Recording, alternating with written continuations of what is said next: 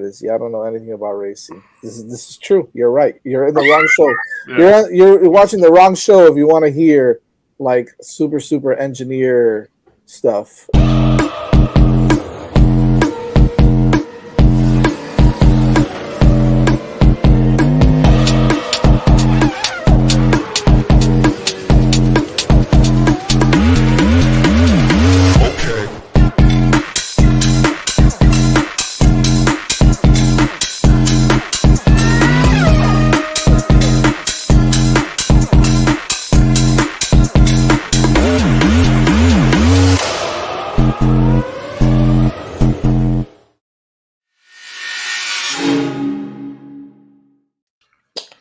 Hello, everyone. Welcome back to Hitting the Apex. I'm Vish, joined by my guy Evan here. Evan, how's it going, man? Good, man. Just excited about this new season coming up. There's been some good racing already this year and other series, but Formula One is the best, and this year looks like it's going to be shaping up to be a great one. Yeah, it's yeah, and for those wondering where Jazz is, he might join us later. He's not feeling well, but we'll just talk about the Ferrari for him and force him into the show, essentially. But yeah, Evan, to your point, this is the end of this cycle of cars, which is generally when you have the best racing. So it got very good at the end of last year, and we're hoping that'll carry forward and we'll have a really competitive season. It looks like. Yeah, especially with how strong, my guys were last year. Our guys, they looked really good. But not only just that, Ferrari looked like they were going in the right direction. Mercedes looked like they were going in the right direction as well. Everybody seems like they kind of gotten a handle on these cars now. And, that's what makes Formula One interesting. You got these, time frames where these cars will get developed and get, dialed in, and everybody kind of, brings the cars into line to what's the best thing for them. And then, we get another change. Next year is going to be a whole new ball game. But, with the new rookie drivers that we have coming in, a lot of the changes that we have with the drivers, and all the different teams, I think this year is going to be a really exciting year. Yeah, no, for sure. It'll be interesting. And speaking of, one of the reasons it's interesting, a lot of movement. 2 years ago, there was basically no driver movement. This year, however, been a lot of driver movement, a lot of people in new places. So I guess we'll start with with just kind of, you can layer that in here. But in terms of teams and drivers to watch, but obviously I think the headline is definitely Lewis Hamilton's at Ferrari now. Not that that was new news, but still a little odd seeing him in that red. No, for sure. That whole car reveal, F1 celebration 75, whatever it was called. Yeah. That thing was a spectacle to see. We're so used to waiting within a month span, seeing all the cars get announced, one at a time, or, a couple cars maybe in a day or something like that. That big whole spectacle was fantastic. And that time seeing Lewis Hamilton come out and speak, with, Charles Leclerc, with Fred Vasseur, with, the whole Ferrari red, and speak about that team as his team now, or, that's the team he's with now. It was just, it's something that's weird. It's something that's, at least when he was with McLaren, they were using Mercedes engines, so it was like, it wasn't that big of a change going from, McLaren to Mercedes, originally. And plus he wasn't with McLaren as long as he was with Mercedes. He was with that team for 13 years. I think it was 12, 13 years. Yeah. So that's, some fans to Formula One now weren't even born before, he started with Mercedes. So, it's definitely, that's going to be a big change. But, the market as well, with everybody else moving around. Carlos Sainz, going to Williams, that's going to be a big thing, and it might be something big moving forward, because that team seems like they're, they could be that next team up, in the mid pack that's going to be dominating that part of the field. And with him there, we all know how great of a driver he is and how quality of a driver, he can be on any given weekend. And to see him go to that team I think that's going to be a great lineup as well. Yeah, no, that's an interesting lineup with him and Albon, because that's one that, we've talked about how Albon's been, next to really bad teammates, so it's been hard to really gauge his performance. That's not going to be the case anymore. Now, Carlos Sainz did temper some expectations. He's obviously a multiple race winner, someone that we know, like you said, is talented. He's basically like, we're not winning anything. Don't expect us to. We're not going to be on the podium. But, that's not the goal for Williams. Obviously, he's not winning races at this juncture. But like you said, moving up the midfield and, because then next year reset with a new car. That's when you're hoping to make that leap a little bit further forward. I guess the other, we kind of knew this was happening before we went on hiatus for the off season, but Liam Lawson replaced Checo, even though they were assuring us Checo was staying. We all kind of knew he was. He's still under contract. He's still under contract. He is getting paid. The only other announcements, I think that's pretty much it that we didn't already discuss. I guess Isaac Hadjar to the newly renamed again Racing Bulls now. Isaac Hadjar, you got Jack Doohan, you got the what's his name for Haas? Berman, Ollie Berman. Yeah, Berman next to Ocon, of course. Yeah, next to Ocon and Haas. Yeah, Doohan and Gasly. I'll just run through the teams real quick. Gasly and Doohan are at Alpine, Aston Martin. It's Stroll and Alonso forever, it seems like. Ferrari is Leclerc and Hamilton. Haas, as we mentioned, Ocon and Berman. Sauber, Hulkenberg and Bortoletto. There's another one. McLaren's Piastri, Norris, obviously. Mercedes, Russell and Antonelli. Racing Bulls. Did it take a while to get used to that one? Isaac Hadjar and Yuki Tsunoda. Red Bull obviously has Max and Liam Lawson, and Williams has Albon and Sainz. So really, the only two teams that stayed with their drivers were Aston and McLaren. Everyone else had at least one change. Yep, that is true. That's true. That's interesting. And considering the fact that everybody was talking about McLaren, being that team that they were last year, I think that's going to help them out a lot.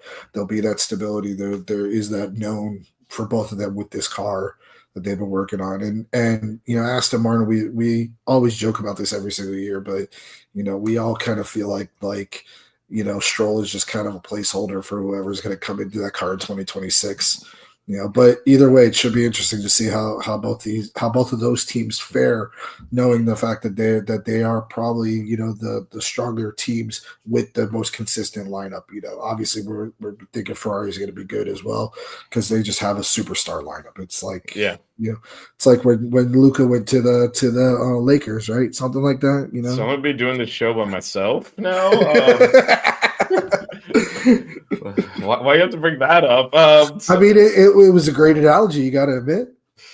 Oh God, I denied that even happened. Anyway, moving forward. So you kind of touched on us a little bit. What are your teams to watch kind of going into the season? You already mentioned McLaren, Aston Martin. Yeah. McLaren, Aston Martin. Again for the reasons I just stated, but I desperately want to see Ferrari. As much as I am a McLaren fan, but Ferrari I think is going to be so interesting to see, especially not just the racing aspect of it, but the dynamic between the two. You have one of arguably the greatest drivers of all time in Lewis Hamilton, definitely in the top 5 of drivers all time. And then somebody who everybody thinks is a future world champion in Charles Leclerc, somebody who has that quality in him to be that world champion in Charles Leclerc. To see how that works out. I want to see how Liam Lawson does up against, Max Verstappen in that car. Realistically, you can only compare drivers to, their teammates because they're the ones that have the exact same equipment as them.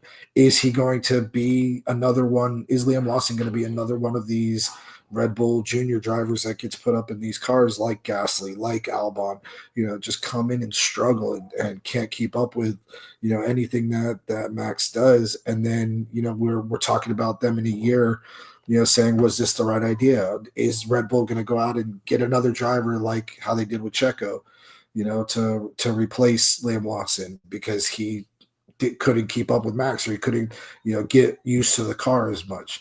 I think that this younger generation of drivers like those, rookies that I was talking about might have a little bit better handle on these cars than some of the drivers kind of like Checo or, even Hulkenberg or Kevin Magnussen or somebody like that was out there because they're used to the rim size, the wheel size, running the 18-inch wheels, while a lot of those other guys were so used to the smaller wheels in the older generation cars that they were running those for generations of cars already. So, these newer kids, you could see kind of come in and are a little bit better, suited towards these cars, a little bit more used to the way that they feel, a little bit more used to the dynamics that these cars have with the amount of air, with the tire size and the wheel size and stuff like that, that maybe this is the opportunity for them to get somebody young, that's going to be able to keep up with Max and not really, fall off.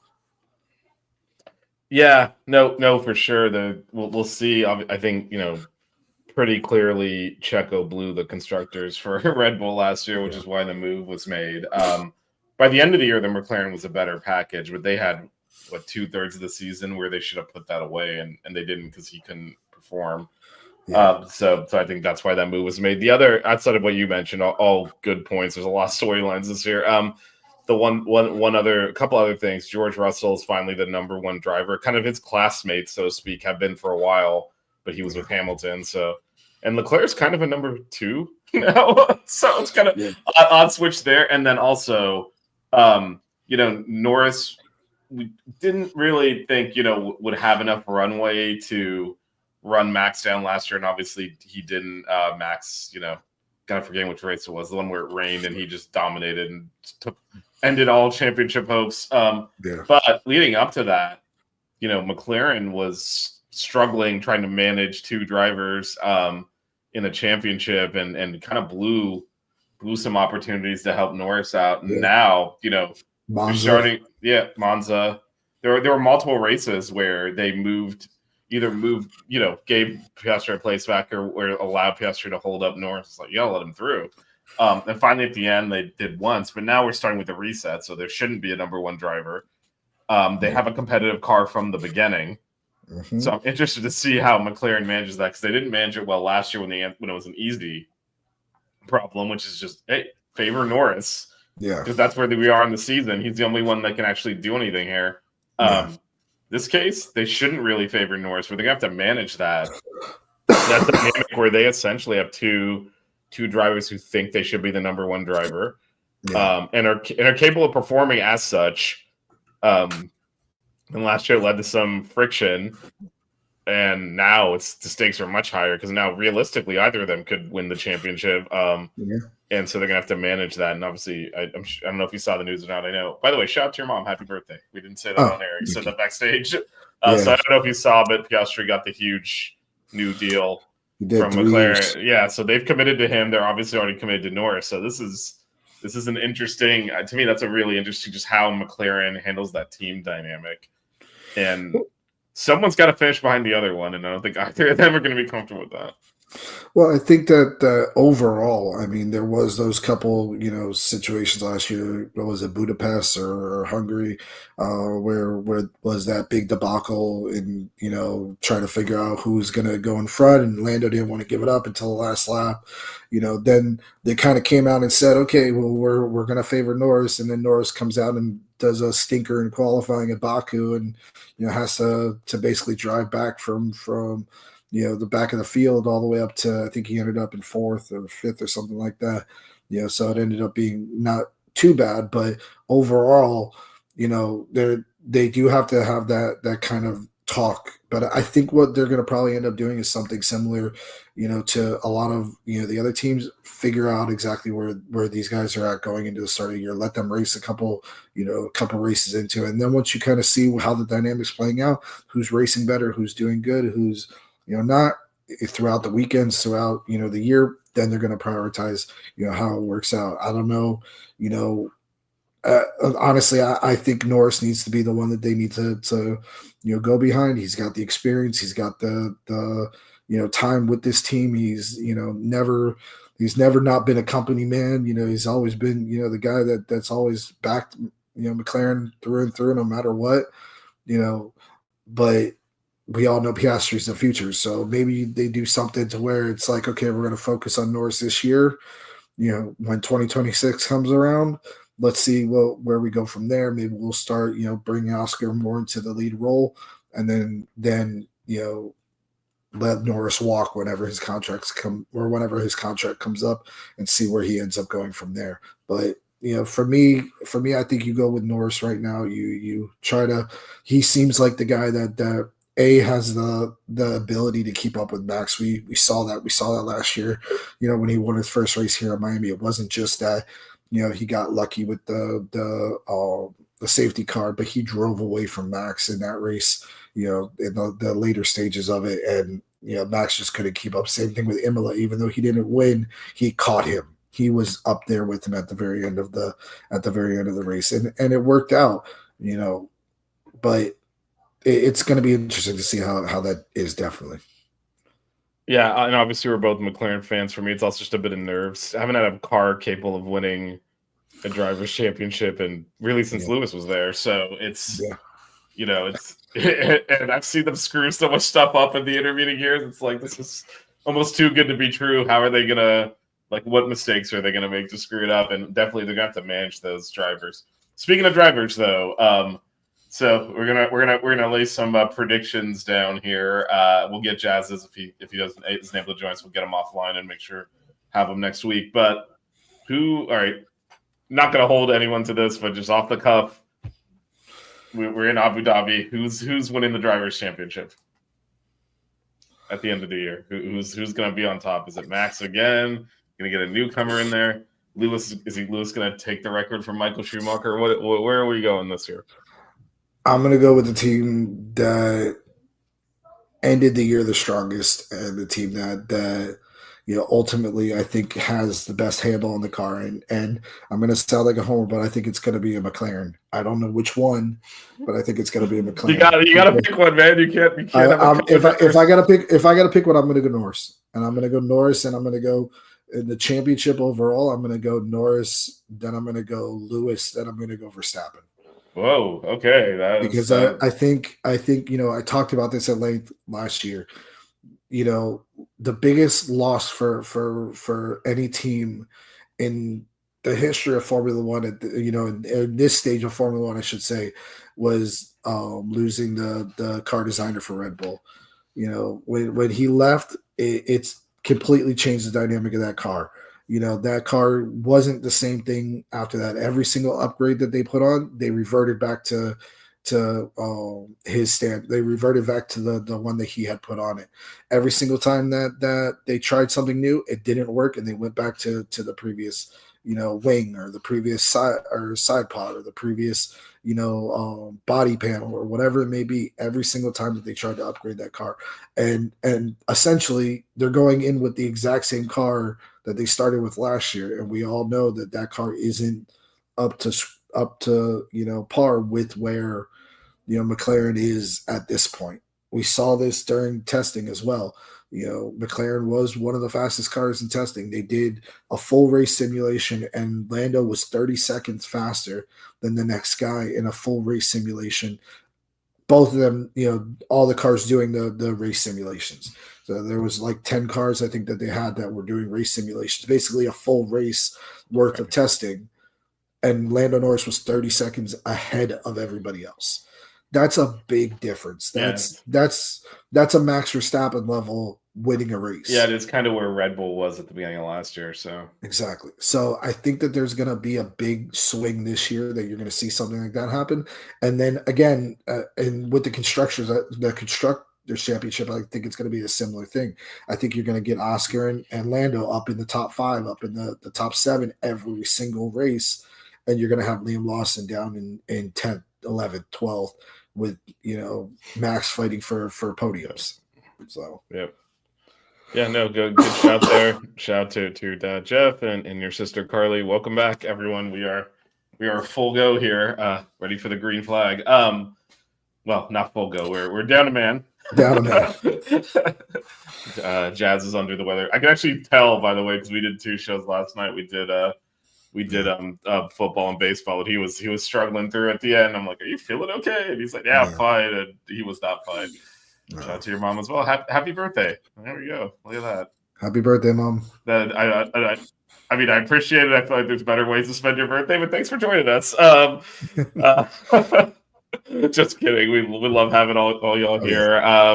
Yeah, no, I kind of agree with you. I feel like the only way McLaren doesn't do the double is if they screw it up. And as a McLaren fan, I'm conditioned to watching them screw it up. However, I feel like the car is just too dominant. So yeah, I think I mean, I'm worried about an Alonso Hamilton situation, and then Kimi all of a sudden wins the championship. It's like Yeah. something like that happening here. But yeah, I think it'll go. I'll have Norris winning as well. I don't know that Lewis is going to have a handle on that Ferrari yet. So I am going to stun the audience and go off the board here and go George Russell second, a Wow. distant second, Wow. Piastri third. I think Lando is ready to take another step.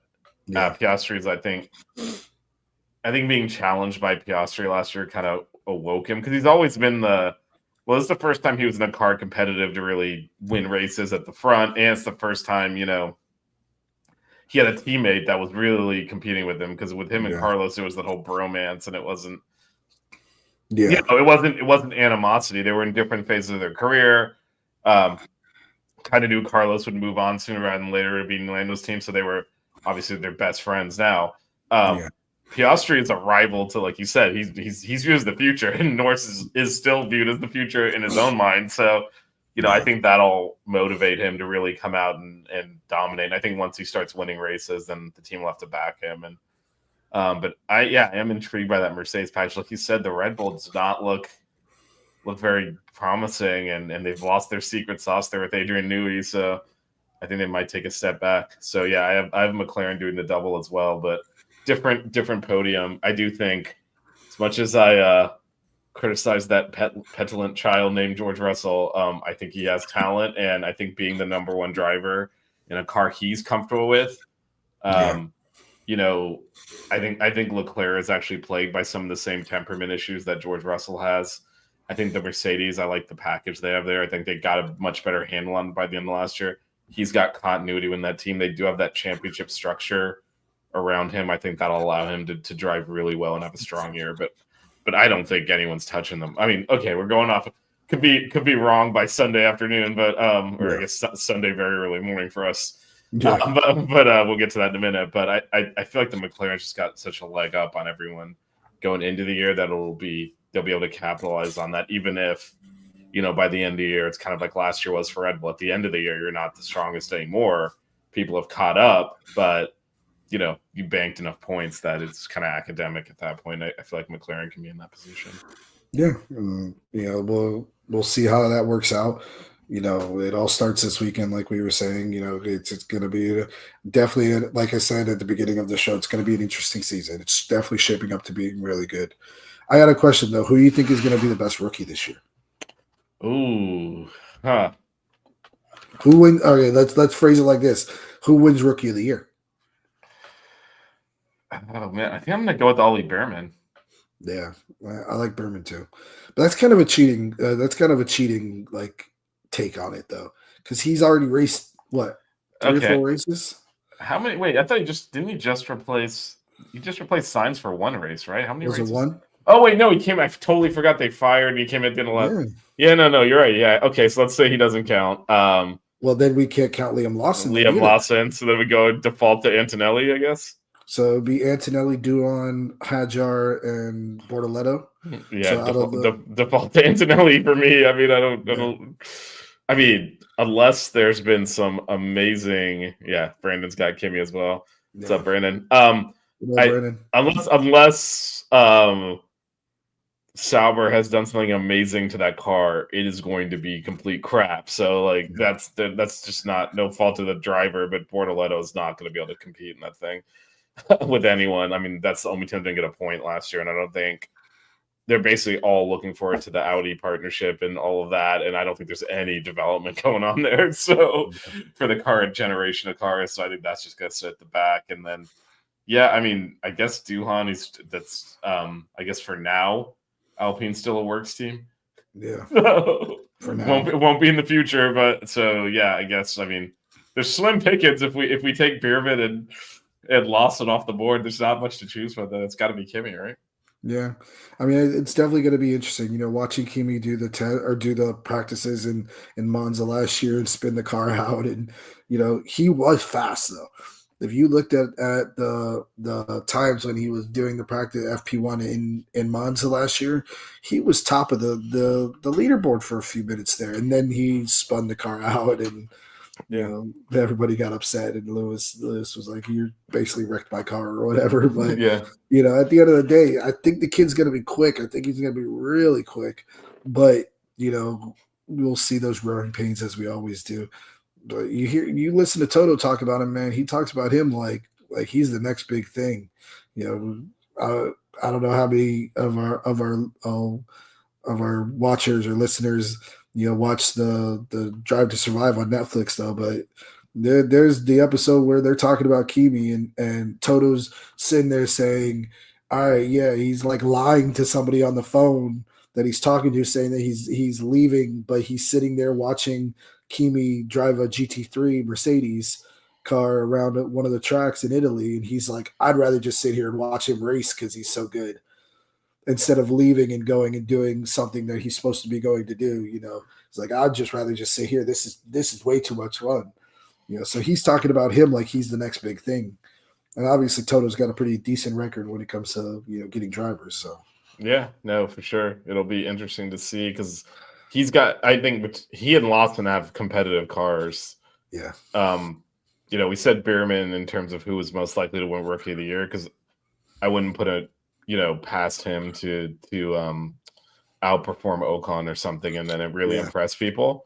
But if you're talking about who can be competitive and score points consistently, it's Antonelli and Lawson. So I think watching those two, and probably somewhat similarly competitive cars, certainly the same category. If you do top of the field, midfield, back of the pack, like they're definitely in the same category. So I think watching those two go at it will be fun. Yeah, it's going to be interesting to see, because they're going to probably be somewhere in that 7 to 10 range, right? That's where we're kind of thinking, especially with where the cars should be. They should be just ahead of the mid pack, so it's going to be, that's going to be one of the fun battles to watch throughout the year. Yeah, no, it'll be interesting. And like you said, Bierman and Lawson have experience already, so interesting times. Mm-hmm. All right, it is race week, so Australia, so that's always the fun one for the timing. But let's get to the circuit first here as I pull this crap up. Here we go. So this is your track, Evan. What are your initial thoughts on the Albert Park Grand Prix circuit? I'm extremely excited that it's the first race of the year again. We had, what was it, 2 or 3 years in a row now that it was in the Middle East as the first race of the year. I think it was Bahrain before. Yeah, no, this is for us old F1 heads. This is you start the season in Australia. Yeah, absolutely. Exactly. It's like Daytona for NASCAR. It's like the everything else, and all the other racing series that they always have a traditional start of the year. At Albert Park is always a great time. Now it's not going to be as much fun because Daniel Ricciardo isn't going to be there. You got Piastri though. You got recently re-signed Piastri. Well, you got Piastri ready to lead it forward, and you got Doohan. Yeah, he's Australian as well. So now we have 2 drivers.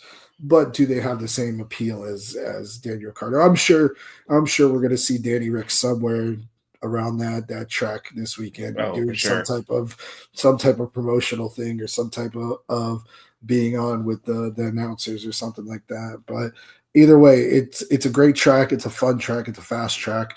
That DRS zone going from turn 8 to turn 9 into the really tight chicane there between 9 and 10 is one of the best viewing spots in all of Formula One. You see those cars just go flat out through 8, and then they're basically flat out through 9 and 10, and it's definitely one of the funnest spots to watch any of these races. And you have 4 different DRS zones, 4 different zones where these guys are going to be on the throttle, full blast, just trying to pass each other.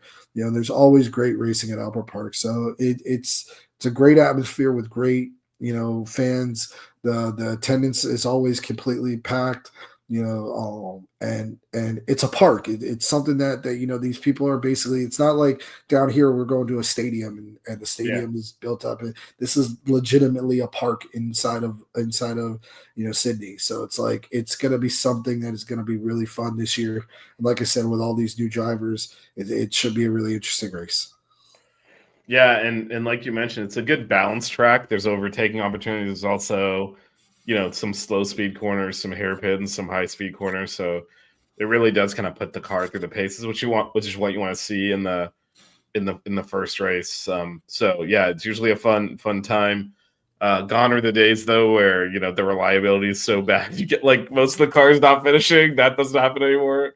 They've just built more reliable machines because of all the engine penalties you get if you don't. So we don't really see that anymore. But yeah, there's 2 DRS detection zones, but 4 kind of segments. So there will be opportunities to overtake as well. And yeah, it's a fun track, like you said. It's usually a good time.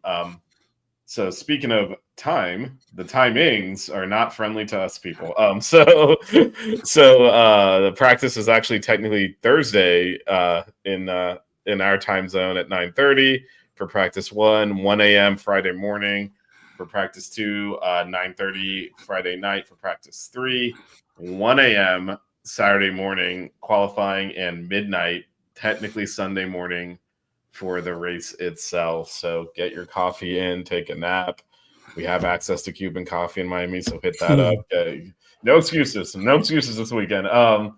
So in terms of the tires, we've got C3, C4, C5. Now they did change I don't know if you saw something. They did like modify the compounds again this off season. So there's not a lot of. They use these tires in testing, but there's not a lot of running on them, so we'll see how they hold up. Last year was pretty much a 2-stop race.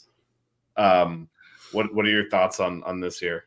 You're going to see a lot of teams start on the hard tires. I think this year on that C3 in the beginning of the race, and try to see how long they last, because the one good thing, like you were saying before with Albert Park, is there's a lot of differences in the way that the track is. There's a lot of slow speed corners with a lot of the chicanes, and there's also a good amount of high speed and high G corners, in the sense of that like I said, 9 to 10 chicane there, because you're flat out going through that. So it'll be a good place to test out how these new compound tires work, and the teams are going to be able to figure out a good amount of information about these tires at this track. So that's one of the advantages of going to a track like this first part of the year, not something that's a little bit more specific, like a Monza, or in the other direction, a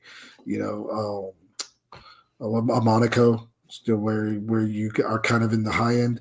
The C3 is really the middle ground, middle tire in the range of the 5 tires that they have throughout the year. So to be able to see where the cars are in that middle range of tire, it's going to be very beneficial for not only the teams, but for Pirelli as well, because we always hear about them doing these testing and these test days with these tires to see exactly what the best strategy is with them, and what the best way moving forward would be for them as well. We'll see C5s during qualifying, but I don't expect to see anybody running that C5 during the race. It's just going to be C3s and C4s, and that's it.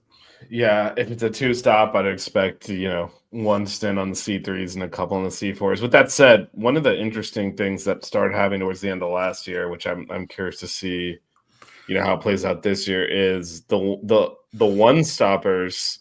Mm-hmm. Even though computer simulation were slower, tended to be the more successful strategies, because overtaking got harder and harder. And so these rules were designed to essentially have lower downforce setups run as by design, in order to prevent the weight coming off the back of the car, which makes it difficult to follow and therefore overtake.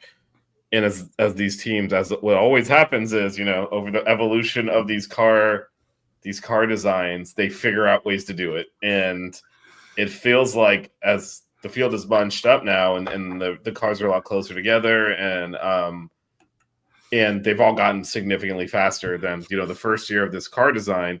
They've been able to create more downforce from the car, which therefore makes the overtaking more difficult. And I'm curious to see, we saw some teams caught out by that towards the end of last year. McLaren famously pitting, Piastri out of the lead and throwing a race win away, which they did because on paper that was the faster strategy, but the actual functional having to overtake was more difficult because, again, extra downforce on the cars.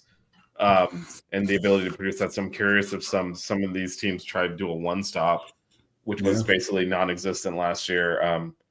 And because passing might be more difficult. With that said, some of this might be a moot point if you look at the weather forecast. So we've got a developing situation here potentially for Sunday. So we got 90% chance. Yeah, and you look at the changeover, right? It's in the 90s on Saturday, and then drops the weather. I'm just assuming some kind of a weather system is coming through to drop the temperature and dump a bunch of rain on them. So that could be interesting. So I think 90% is a pretty big number here. Hoping that's not a situation where we're delayed race while we're sitting there at midnight trying to watch this thing. have some courtesy, man.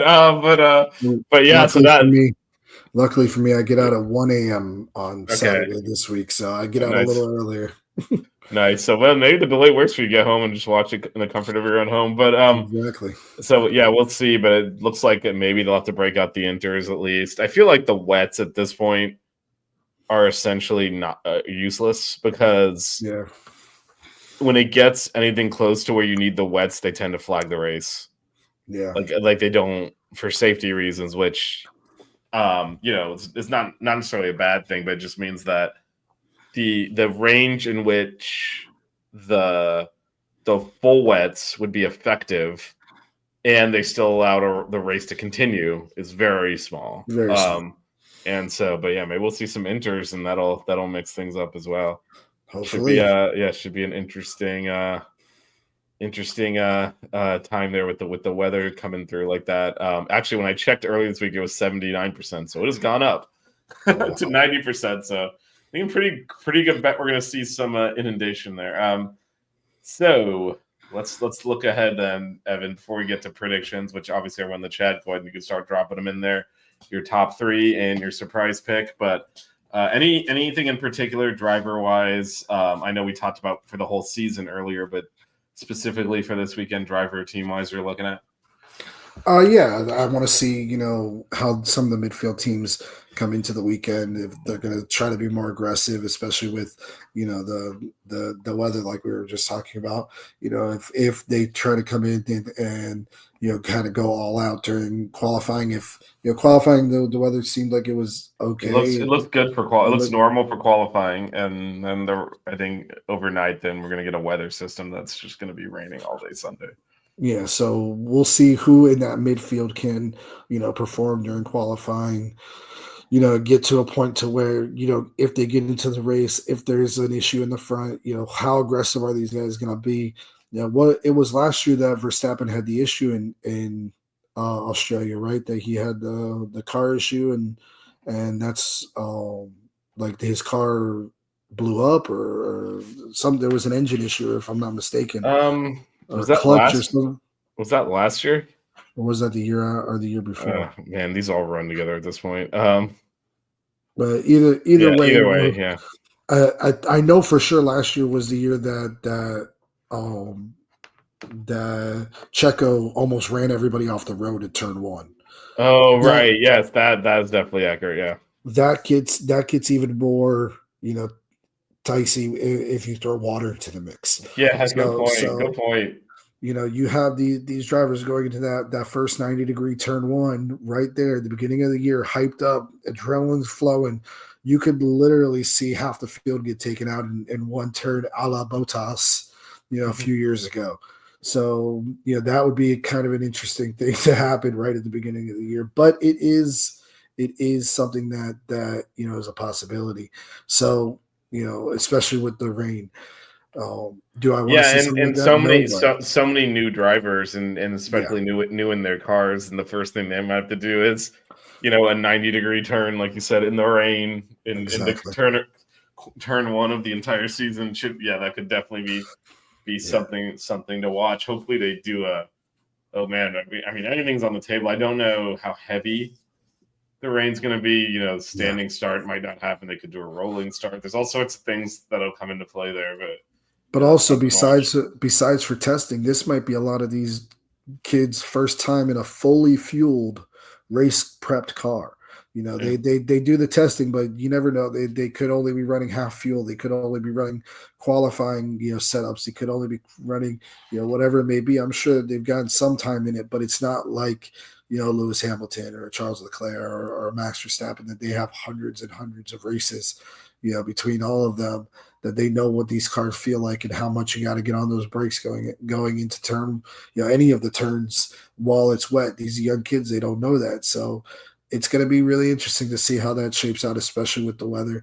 And I think that seeing who can manage, or who can manage their drivers and the expectations that they have as well. You have Aston Martin right now coming in talking a lot of big talk about how they feel about the car, and you know I think moving forward, that is going to be one of the teams to watch, and one of the teams that we're going to see develop well. Adrian Newey obviously is one of my favorite, designers of Formula One cars of all time, but it's really going to be interesting to see how they shape out as well.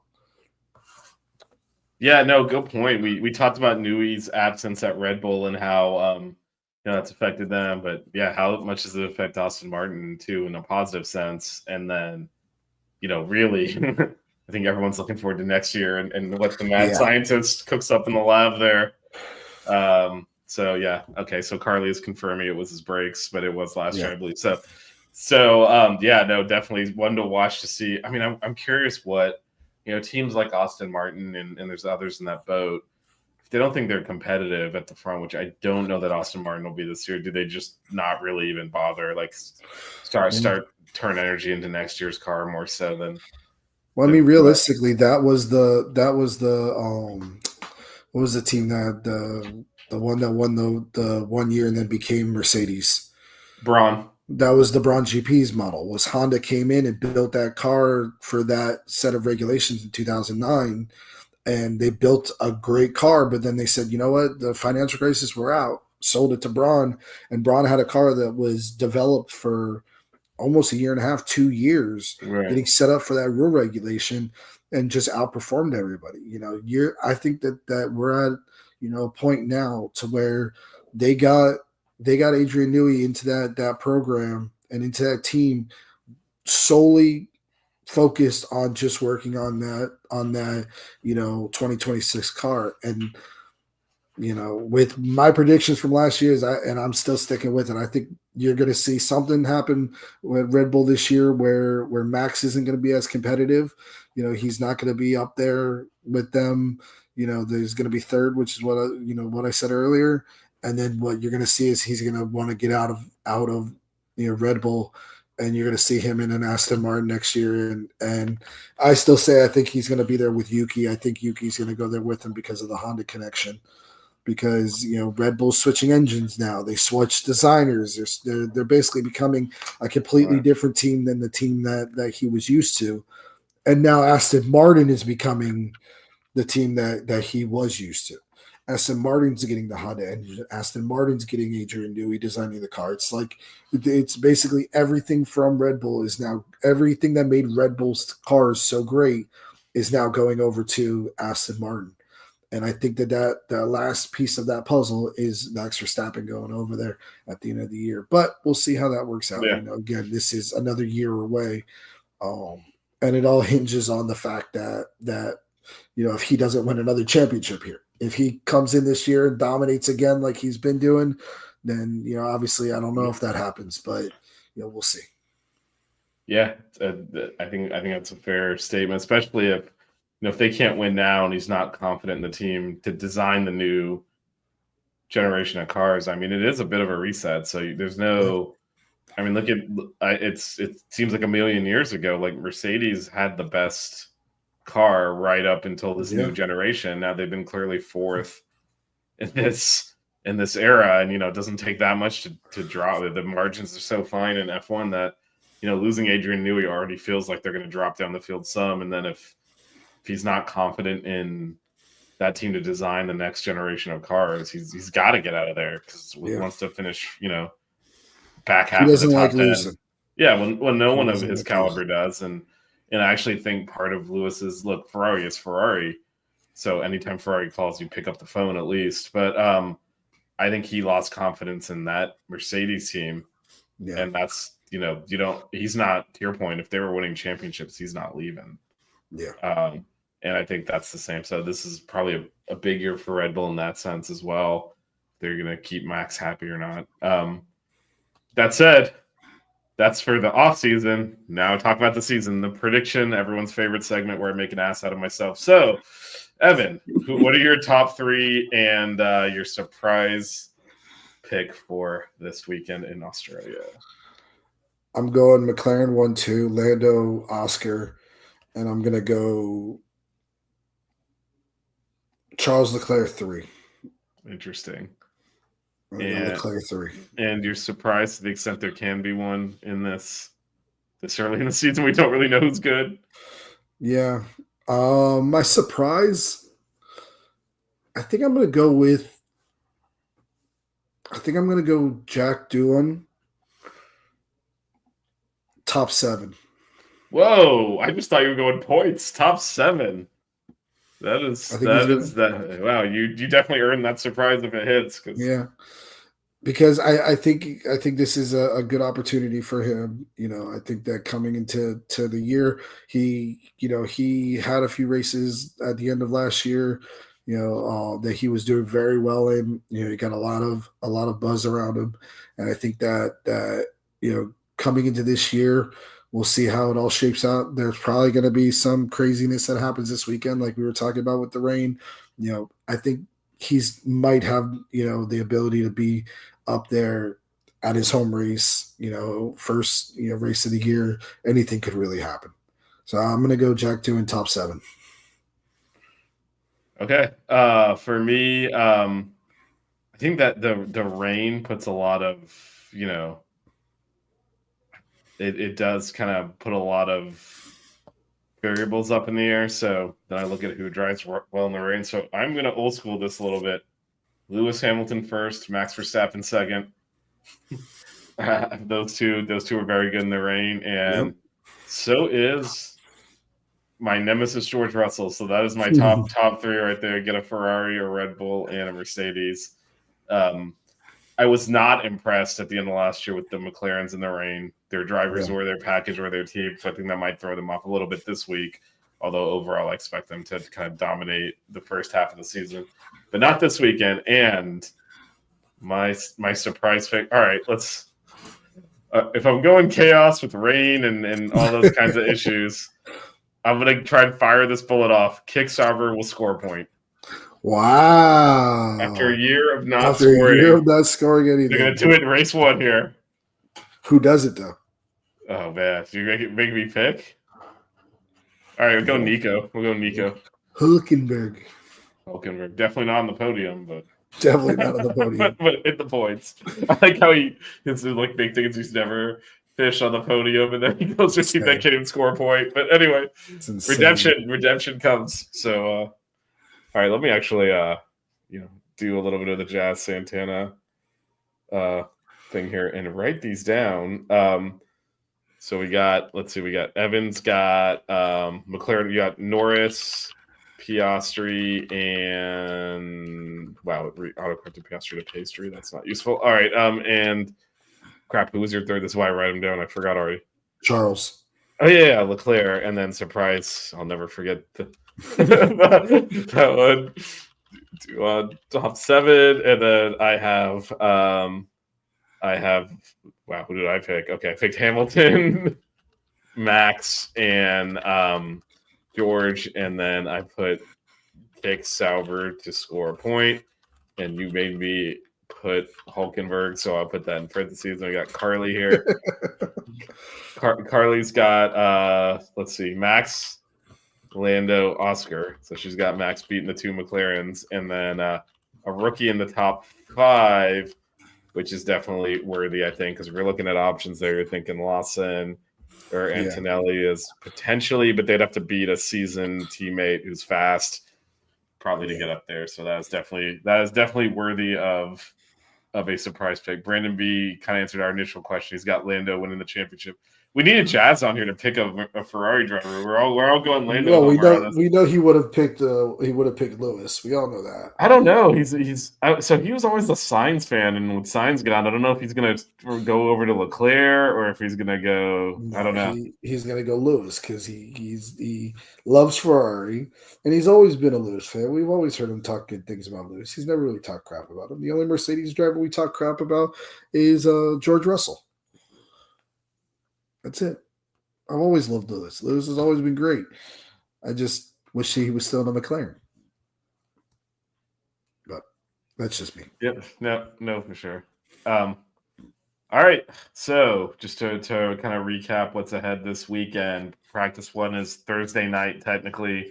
Late night, practice 2, Friday, early morning. Same thing. Practice 3 is Friday late night, and qualifying is Saturday early morning, and then the race is at midnight Saturday night / Sunday morning. So the Australian time zone having fun with us, but it's good to have F1 back. Evan, it's good to see you and talk shop with you here.